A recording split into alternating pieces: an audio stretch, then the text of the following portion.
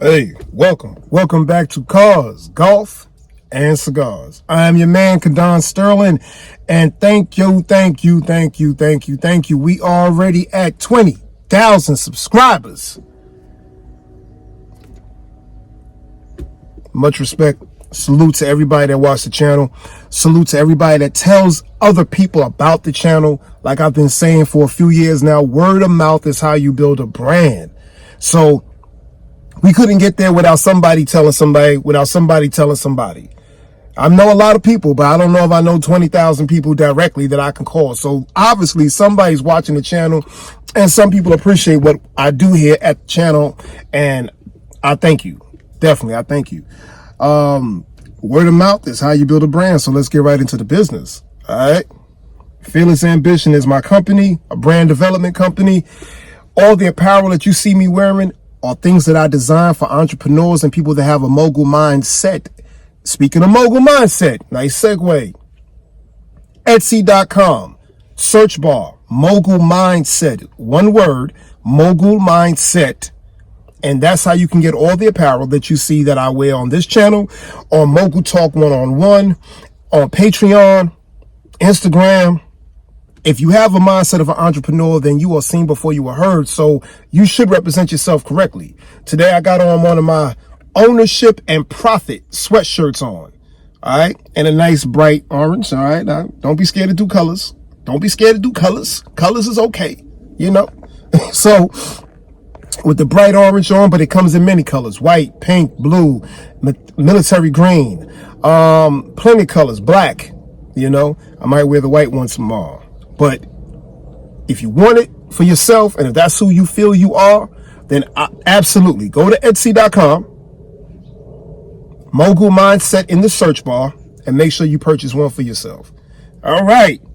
Now, today's topic is car issues. And I am definitely the perfect person to talk about it. So stay right there. I'll be right back. Welcome back to Cars, Golf, and Cigars. I'm your man, Kadon Sterling. I thank y'all so much once again for being here. And thank you again for the 20,000 subscribers. We on our way to 100,000 subscribers. 20,000, I need 80,000 more. I need 100,000 subscribers. That's what I want to see this channel consist of. And after 100,000 subscribers, I want 500,000 subscribers, then 1 million. But we'll take one at a time, and thank y'all so much. Okay, car issues. Now, if you ever had car issues, and you all have, I'm your man to talk to about it. Because as much as I'm a car enthusiast, I'm educated because of my issues that I've had with all of my cars. Now, let's go into this real simple, because I'm not going to keep y'all long, but we're going to spark this, though. We definitely going to spark this. This Cuba. This is Cars, Golf, and Cigars, right? So we're going to sit in my Corvette, and we're going to spark this Cuba. And if you can see in the rear view, I got my 300ZX right behind me. So I got the C6 and the Z.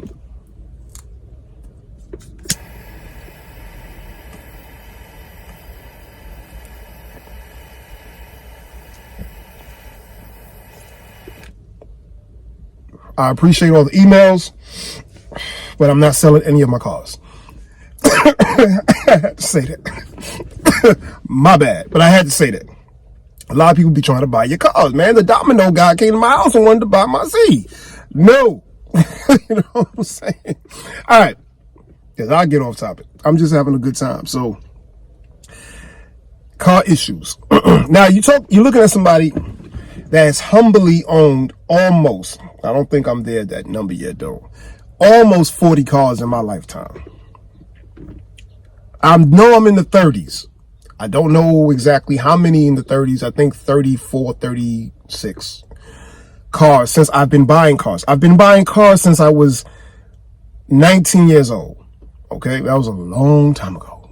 So I've been buying cars since I was 19. So from 19 to now, yeah, I can think maybe offhand, or maybe 12 or 15 offhand, but some of them I don't even remember. I really don't. I bought a car one time. It was a Cutlass. I bought a Cutlass Supreme, all white. And I only had the car for 2 days because I never registered it. I didn't do anything with this. How young I was. I didn't know nothing. Okay. I think I might have been 20 years old when I bought that car, 21. And I bought the car from somebody in Staten Island, drove it back to through Harlem into the Bronx with, I am definitely not a role model. Drove it back through the city with some bogus tags.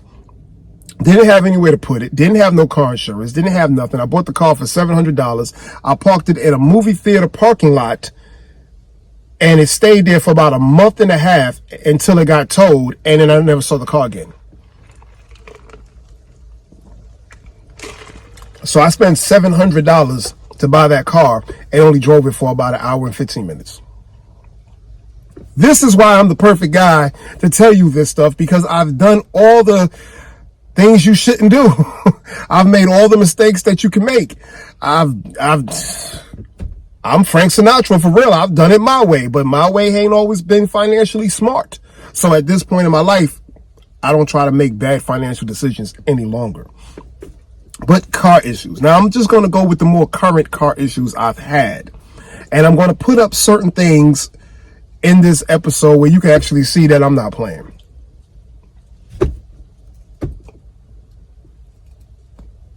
Since I'm looking at it, let's talk about my Escalade.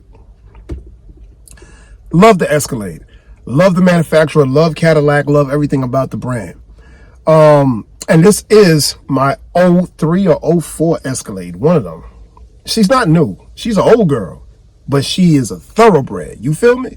Like she won't die. She's not going to die. I had a Chevy Tahoe. I ran that truck all the way up to 309,000 miles. So it's all about maintenance and how you take care of your car, people. It's not about the age. It's not about the miles. It's about how you take care of your vehicle. Now, this one, she don't even have 200,000 on it yet. Okay. But I've had car issues, but no mechanical or engine issues. Wear and tear issues. Yes.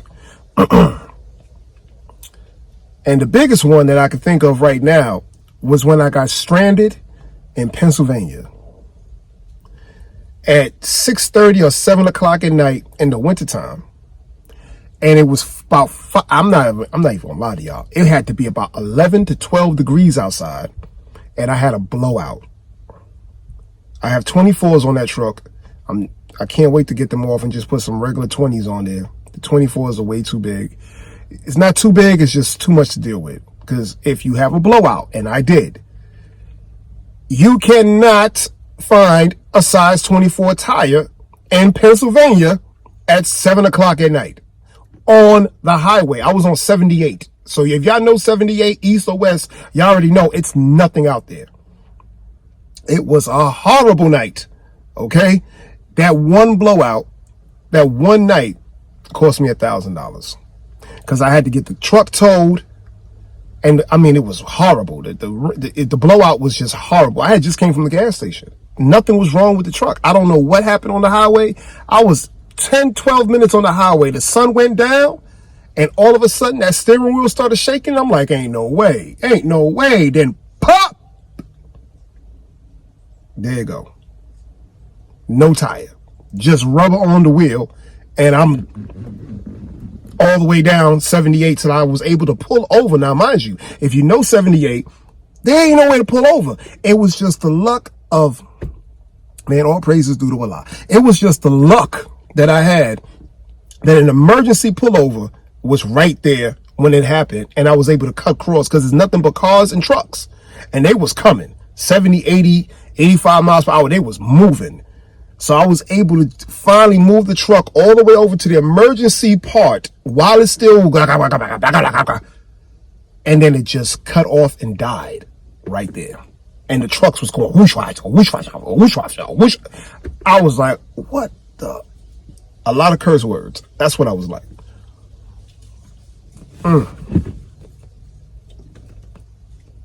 Now, a truck shouldn't die because of a blowout. No car should die because of a blowout, right?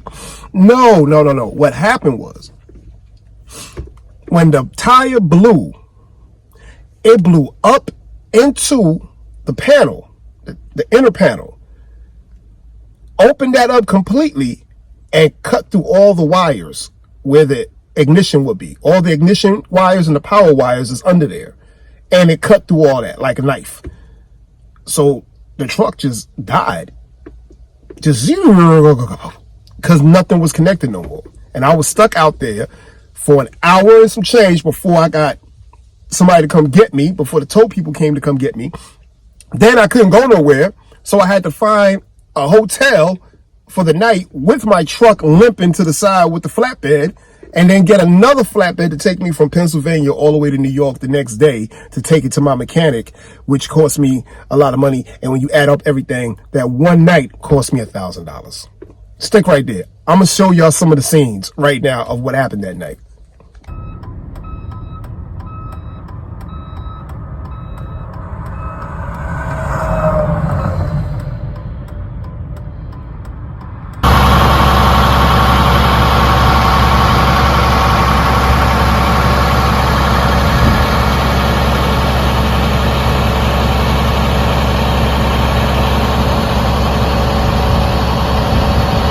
Welcome back to Cars, Golf, and Cigars. I'm your man, Kadon Sterling. Car issues. We talked about my Escalade with those issues. There was a little bit more, but that was probably the biggest one. Because I'm talking about car issues that actually either left you on the side of the road, or there was a reason why you couldn't drive your vehicle for a while. All right. The Mercedes. Car issues. Bought the Mercedes. A lot of y'all know the Mercedes from this channel. Bought the Mercedes from the auction. Actually, it wasn't a bad buy. It was actually a great buy, I would say. But I definitely had to put, money into it. I had to invest into it. Okay. The main car issue that I had with that Mercedes, I think there might have been two. But I think the main one also, tires, flats. Like, I don't think I've ever went so many times with a flat tire or low tire. That TPM light stayed on that car. Stayed on.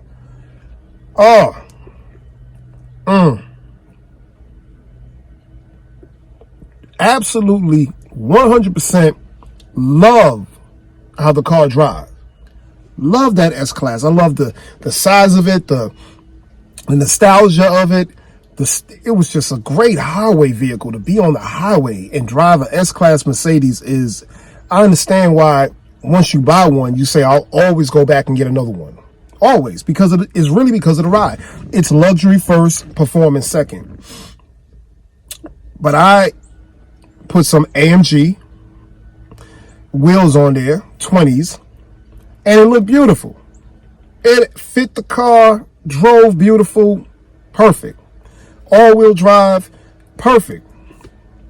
But I had that car, and I was using it as a daily in New York. And using that car as a daily in New York with those tires, because I really felt like I had like rubber bands on the wheels. It was really, might have been this much, It was horrible, man. The potholes, the streets, the highways was so horrific on that car driving. Like when you hit anything with those wheels and it just felt like bang, and it should never feel like that because that car is fully air suspended. So the ride, when it was right, it was like floating. But when you hit something with those wheels on it without that protection of real rubber, it was never good. I cracked 3 rims. You only got 4 in the car. I done bought 3 rims extra. Together, I might have bought 8 or 9 rims for that car, the same rims. And it wasn't on the same tire. Cracked that rim, cracked that rim, cracked that rim, all in New York. It was just, those wheels on that vehicle in New York City was horrible. I should have just stuck with a stock wheel, kept it at 18, get more tire, and it would have been better. But I loved how the 20s looked on it. I loved how those performance tires looked on it. But it was a horrible situation to drive that car in New York with that. Now, another blowout. Drove the car. I'm on the Bronx River, matter of fact. I just filled up the tire because, once again, every time I turn, tire's low, tire's low. I'm like, is it the stem? Is the air valve? Is this? Is that? Fill it up. But I will say to place the blame on me, I really do think I overfilled the air on that tire. So people, please, if your vehicle says you're supposed to be at 28 PSI or 30 PSI. Follow what your vehicle regulations say for your car when it comes to your tire pressure. I think I went over it. I really do think I did, because after I filled it up, I must have been driving for maybe like 15 to 20 minutes. No problem. Going at a nice speed, and bang, the tire just blow. The same tire I just filled up 15, 20 minutes ago that was low, now blows up on the highway. Once again, I'm driving. I'm like, I can't believe this. But I was too. Now, this is when you're a road warrior, and I don't suggest anybody does this. I did this, and it could have ended up bad. But I knew I was at least 8 miles away from where my destination was. And once again, my mechanic, shout out to Raj in Mount Vernon, New York, very excellent mechanic. R&R Mechanic Auto Shop in Mount Vernon, New York. When I say excellent work, and more than that, excellent customer service. Like, just good people, man. Family-owned business. They're not paying me. I'm just giving them their props, because the bottom line is they deserve it. They really took care of me. So I drove with that blew-up tire on rubber and rim, praying that the rim don't touch the ground, because I still had enough rubber on it to go fucka. The rim don't touch the ground, all the way from the highway to his shop, which had to be at least 8 miles away. Easily 8 miles away, maybe 9. And the closer I got, the more rubber I could smell burning from the car. I could smell the rubber, and I was like, as soon as that rubber burns completely off, I'm on only rim and I'm done. But believe it or not, once again, like I said, I was lucky. I was able to drive straight there on that messed up tire, and the rim never touched the ground. Now, going to other issues with that car.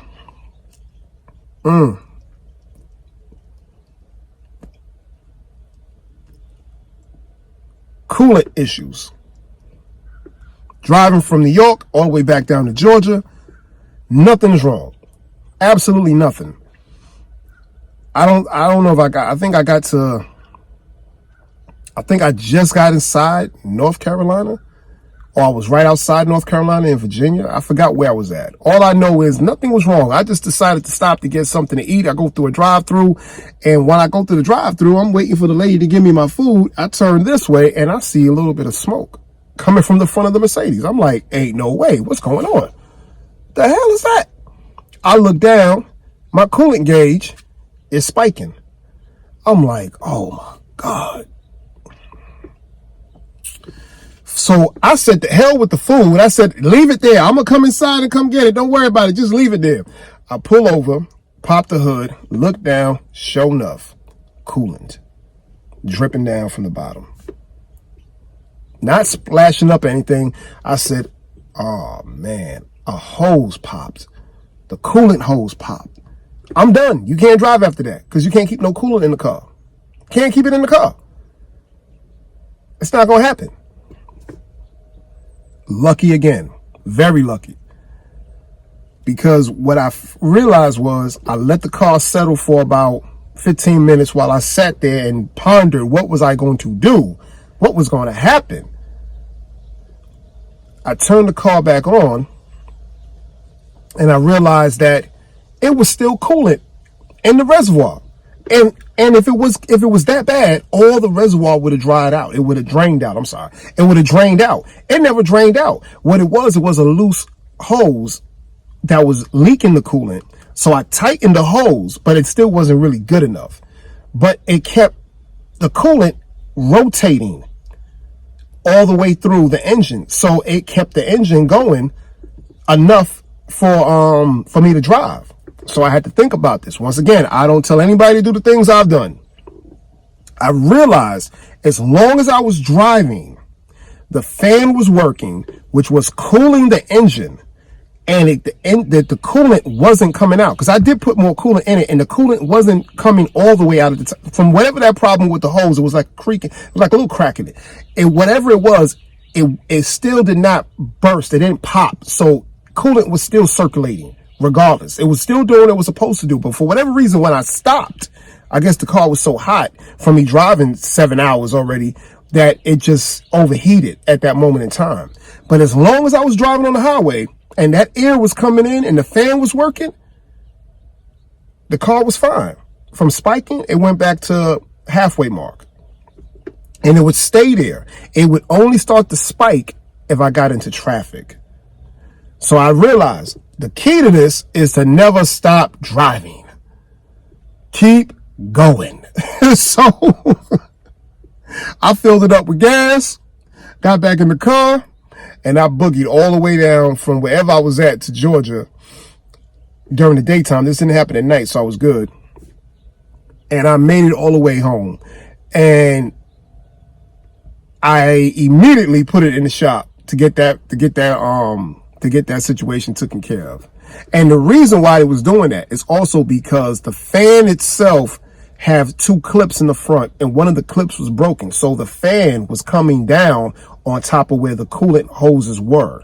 And it just kept cutting, like, I mean, so small. The cuts were so small because the hoses are thick, but it just kept touching the hose. And every time it touched it, it cut it a little bit, But I made it back. I made it all the way down. I had to do 400 miles like that to make it home. And I made it. Car didn't overheat, nothing exploded, everything was fine. So that was one issue, driving. The next issue with the Mercedes, the tires again. But this time, it was just because of the road. Driving through Virginia, I think I was in Virginia. At night, I don't remember what time it was. It might have been going on like 11 o'clock at night, 10:30 at night. I don't know. All I know is I'm driving. I think I'm on, I don't know. I forgot which I don't think I was on 85 yet. I don't know. I do remember driving, and whatever I hit on the highway, man, it's so dark in the South. It is pitch black. It ain't nothing but truck lights and car lights when you on the highway, okay? It's dark as hell. Whatever was in the road, I don't know if it was construction or whatever it was, how I blow two tires this time. The front and the back driver tire, both of them, pop, pop. I went over whatever I went over, and it popped both tires while I'm driving. Now I'm like this.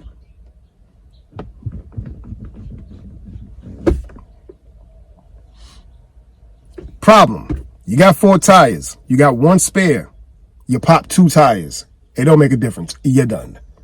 So now I'm, I don't know, the middle of nowhere.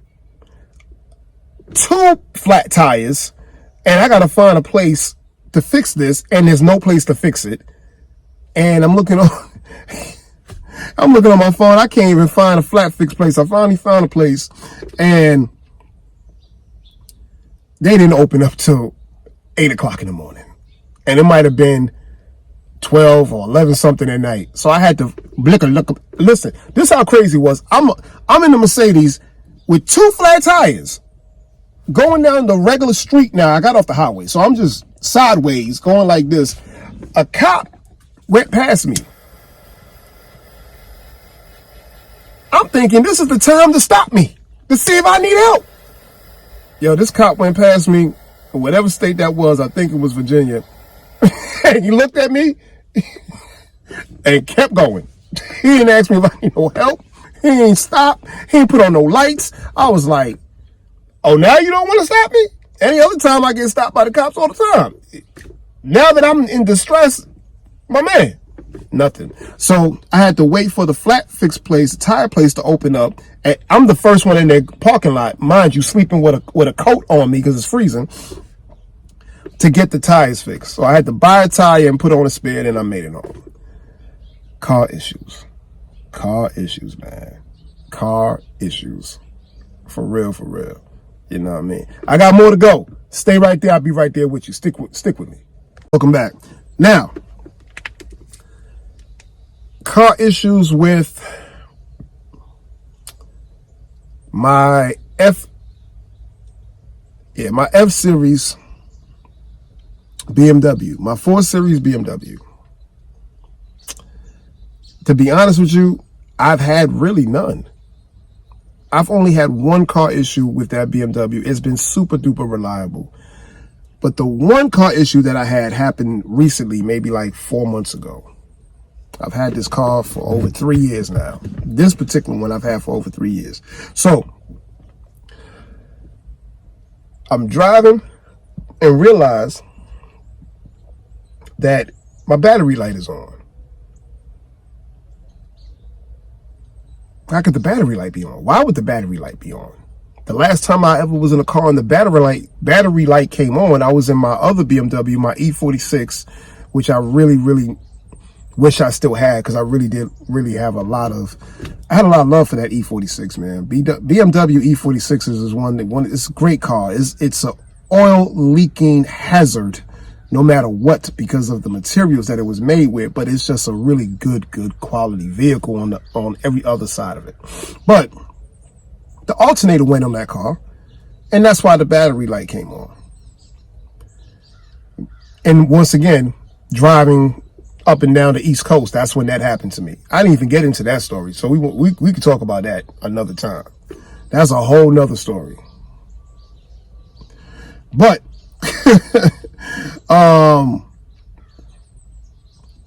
my 4 Series BMW, the battery light comes on. I don't know what's wrong.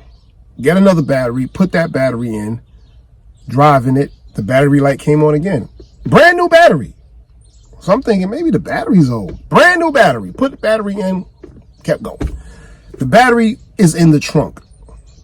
Now, if the battery was in the front, I would have seen the issue a lot earlier and a lot sooner. So I didn't see the issue because the issue was what was inside the engine. So I can't figure this out. So I'm thinking it can't be that old. The alternator is not old. What the hell is going on? So finally I open up the front of the car, open up the hood. I don't know what's happening. Everything looks fine. Then it really just came out. Like, if you're not paying attention, you won't know. Then it came out of nowhere. The serpentine belt broke on the car. Which, if you know about the belts, you know the belt is connected to the alternator, connected to the engine. It makes everything go around. It makes everything work. That's how it looks. Just like that. Follow me with that. That's how it looks. That belt was just sticking up, doing nothing. So I'm like, wait a minute. The belt ain't on. I tried to put the belt on. Couldn't do it because it already was older, I guess, and it was cracked, and it broke. Now, mind you, I got to give BMW their props on this, okay? And big shout out to my man Sterling Saunders, who sold me the car. I was able to drive the car with no belt. I mean, no belt. So if you have no belt, you have really nothing moving. I mean, don't do that, because you will kill your engine like that after a long period of time. But I was able to drive home. I drove the car the next day because I did not know that the belt wasn't on with no belt. I knew that it wasn't driving the same. The power wasn't the same. It was off. You could feel it. It was off power-wise. It wasn't giving me it was sluggish because it was only running on the battery. Because if the belt is not on, it's not charging the alternator. If the alternator is not charging, it's not giving no power back to the battery. So when you got the air conditioner on, the music on, you riffing and you grind, all that has to work before the car to perform correctly. So even though the car was operative, it was able to drive, it wasn't driving the same. And eventually it would have died because the engine would have seized up. So I'm glad I noticed it in 2 days that I was like, oh, it's the belt. Mind you, okay.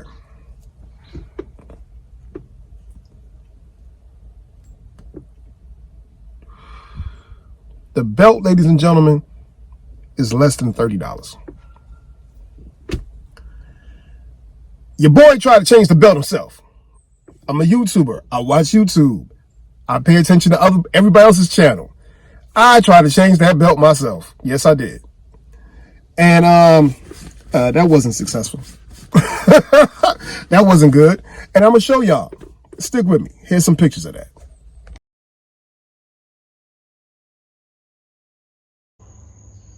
Now I'm out here replacing the pulley. Not the pulley. The damn serpentine belt. Everything's on the floor.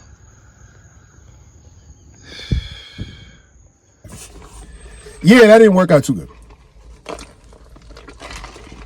Problem was, I was able to get everything off, take off the intake, take off this, take off that. I was able to take it all off, but I couldn't get the belt on because you still have to get a crankshift tool to 3 or 4 or 4 o'clock or 4 or 5. Either way, you got to get a crankshift tool to actually crank part of the engine that's supposed to circulate so you can make the belt fit on properly, because the belt has to fit super tight.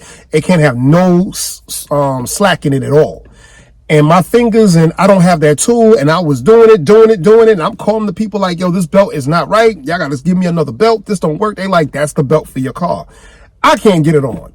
So finally, I had to take it up to my man, Danny, up at Tire Plus over here, and good guys, good shop.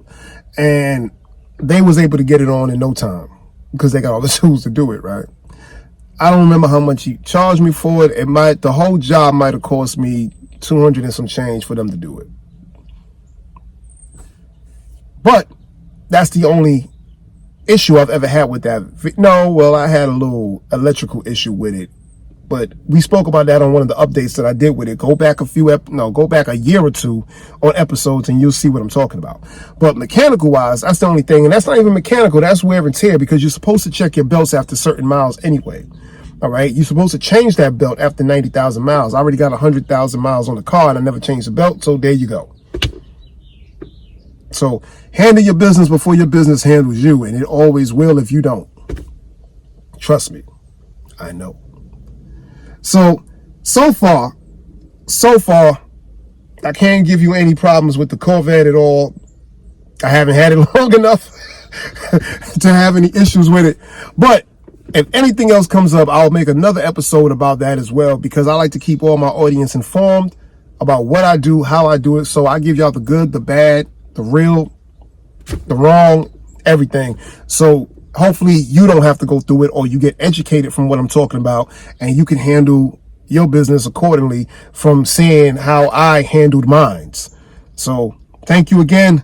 This is Cars, Golf, and Cigars. I'm your man, Kadon Sterling. Don't forget to check my other channel, Mogul Talk 1-on-1. Don't forget to check that channel right here on YouTube. Don't forget to go to Patreon, where all my cigar reviews will be at. Patreon, Cars, Golf, and Cigars on Patreon. All the cigar reviews will be there. I thank y'all so much. Go to Etsy, buy the apparel, get you some. You need it in your life. There's so many things on there for entrepreneurs, and you're seen before you heard. So represent yourself correctly. All right? I'm Kadon Sterling. Thank y'all again.